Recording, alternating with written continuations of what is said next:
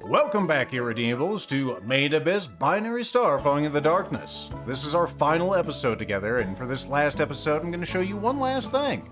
The easy way to get through Layer 5. Turns out I've been making things very hard for myself. But there's one predictable and always reusable path through Layer 5. Also, thank you for everyone who's joined me along this very long journey. It has been a treat to read your comments and just play this game in general. I'm happy to say that this game and this playthrough have encouraged many of you to actually absorb the source material, which really you all should. Anyway, this game has been a treat for me, both on camera and off. It's one of those few games that's based on another source material, which is just, well, not perfectly executed, but really well executed, even with the, limitations it has.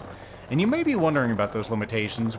I've touched upon it before, but the reason that it is that way is because this game, of course, is targeted towards a Japanese audience. And the Japanese, at this point in time, their choice gaming, experience is on the Nintendo Switch. Nintendo Switch, not exactly the most performant platform, but you can still have good things. Like we have this guy here. He is beautiful, and I won't hear otherwise. Even though we have, the limitations and he's coming to claw out my eyes, it's beautiful.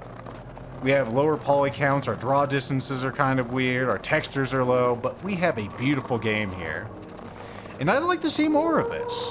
You don't need to have high fidelity to have a good game.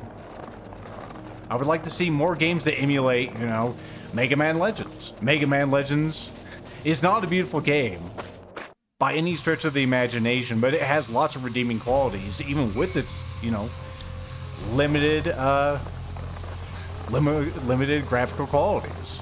It has very expressive characters, for one. And this game does too. Anyway, the faster way to get through Layer 5 is here in the Eternal Garden. You have these laser beams. Now, mistakenly, earlier in the series, I said you can't actually get past these, but you can. All you gotta do is hunker down.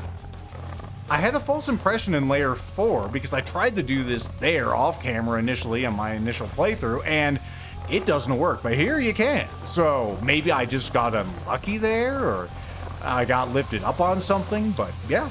If you want to get through Layer 5, that's the way to do it. Just hunker down and go underneath it. What the heck are you doing down here? These things. They're showing off since they know this is the end. Out of the way, you. Anyway, back to this game and why it is so special. Again, limited graphical qualities, but we have some gameplay that's a bit different from anything else you'll ever see, I think. You don't have a whole lot of games where you have survival and climbing and a little bit of combat. Like, combat is obviously not the focus of this game. It's all about just the experience of exploration. And there was supposed to be more, actually.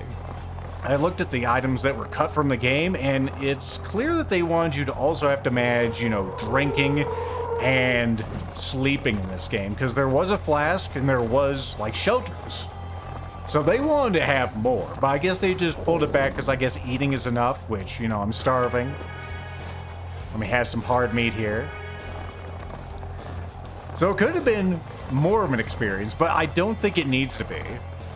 Really, my task for you, viewer, is if you've enjoyed this series up to this point, I encourage you to wait until this game goes on sale in a half a year or a year, during the Steam Summer Sale or the Winter Sale. When you've forgotten about this playthrough, I want you to go through it yourself, because you'll probably have forgotten everything this series has brought you, or at least still, somewhat fade from memory. Then you can get a more authentic Main Abyss experience, because whenever you're going through Layer 3 for the first time, for instance, and you don't know what is going on or what you're going to see next, it is a very tense experience. Something I think is very fulfilling to actually have. Again, just look at this freaking game. It runs like something on an old DOS processor, right? This is the Abyss. It is the Abyss. How did you know? Welcome to the Abyss. I've been your host, Lethal Feline. Guard down. You did. Your guard will never get over it, and you can keep your garbage. I don't need it. I'm a white whistle. I have my own super relic stuff, which I made myself and also got from a little girl, which I also am, by the way. One thing about this game at this point, like, we're so powerful, there's nothing left for us. Like, we use this for fighting Ozen, which was really handy, but like everything else here we don't really need. We got the lunges, and all that really does, the consecutive lunges, is save me some food whenever I'm going through layer 3, because I don't need to absorb more stuff for, you know, stamina. All this carrying capacity, some mining speed, so we can make some, like, you know, relic gear, which we don't even need, like all this. That's completely unnecessary for the Ozen fight. She'll throw your butt up in the air and you'll have problems with, you know, with the strain. That's not going to save you. So it's weird. It's almost like maybe they did have to hold back some of the game. I don't think we were ever going to layer 6, but, you know, it feels like they had bigger plans. I don't know. It's hard to say. Anyway, before we close out this series, I want to have one last talk with our good old friend Bone Druid. The father who is the best father, wink. Let's go ahead and talk to him. How you doing, my condescending friend? Oh, my. So, you were able to obtain your own white whistle. Mm-hmm. Clap, clap. Splendid. Congratulations. If you desire to take your last dive, continue on to the altar up ahead. However, you must issue your notice for your last dive. Other than that, you are free to do whatever you wish. May you be blessed and cursed by the netherworld. May you also be blessed, my friend. So as far as that last notice, or notice of last dive, as far as I know, and feel free to correct me if I'm wrong, there's no way to do that in this game. I'd love just to jump into this altar up ahead, but there seems to be no way to do it. Anyway, see you later there, Bone Druid. We talked a lot about the voice acting in this game as far as the comments and, you know, I'm concerned, I guess. And it is very much hit and miss. I think that Bone Druid is fantastic and I won't hear otherwise. Same thing with Ozen. Like, they're both good. I like Habo's voice acting. Rico's, I can understand, might be a little harsh. She is a maniac in the actual series. So it does fit, but it is a little abrasive, I understand. And Jiro we won't even talk about. I think he's talked enough as the series is concerned, right? But this is it, my friends. The altar. So many beautiful things. A little water splash in here.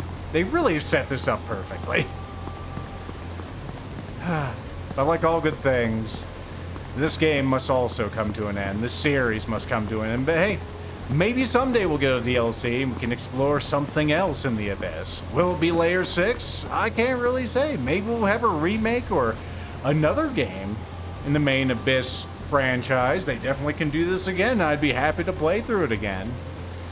But this is where it ends, folks. And even though it ends here, remember that we are all connected by the Abyss. I hope you enjoyed, and I'll see you in the next LP.